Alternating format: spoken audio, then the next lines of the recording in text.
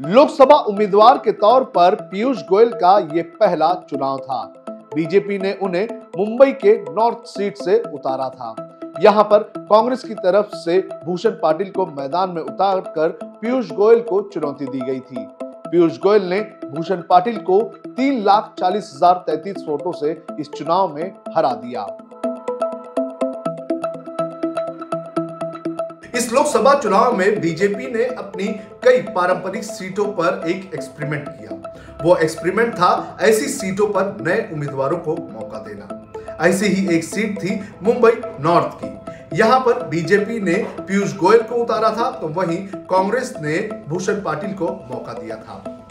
ये चुनाव लोकसभा उम्मीदवार के तौर पर पीयूष गोयल का पहला चुनाव था। इसके पहले पीयूष गोयल राज्यसभा के जरिए ही संसद पहुंचे थे।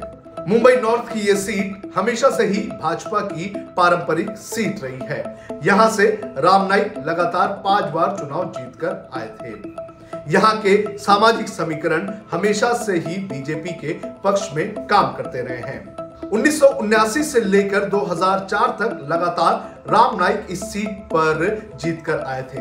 2004 में कांग्रेस ने यहां से गोविंदा को उतारा था और गोविंदा ने राम नाईक के विजय रथ को रोकने का काम किया।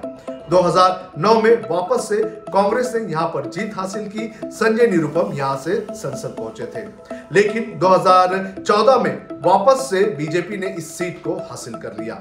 2019 में बीजेपी ने यहां से गोपाल शेट्टी को मौका दिया, तो वहीं कांग्रेस ने अभिनेत्री उर्मिला मातोंडकर को मैदान में उतारा, लेकिन गोपाल शेट्टी ने लगभग 5 लाख के वोटों के मार्जिन से उर्मिला मातोंडकर को हरा दिया।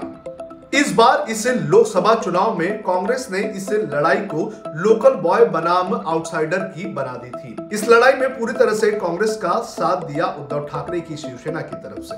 कांग्रेस ने इस चुनाव में भूषण पाटिल को टिकट देकर इस चुनाव को आउटसाइडर बनाम लोकल बॉय की लड़ाई बना दी थी। दरअसल ये इसलिए किया गया था क्योंकि जो पीयूष गोयल है वो नॉर्थ मुंबई के नागरिक नहीं बल्कि साउथ मुंबई के नागरिक हैं। इस मुद्दे को बड़े पैमाने पर कांग्रेस ने भुनाने की कोशिश की और कांग्रेस को यहां पर पूरी मदद की गई उद्धव ठाकरे के गुट शिवसेना की तरफ से।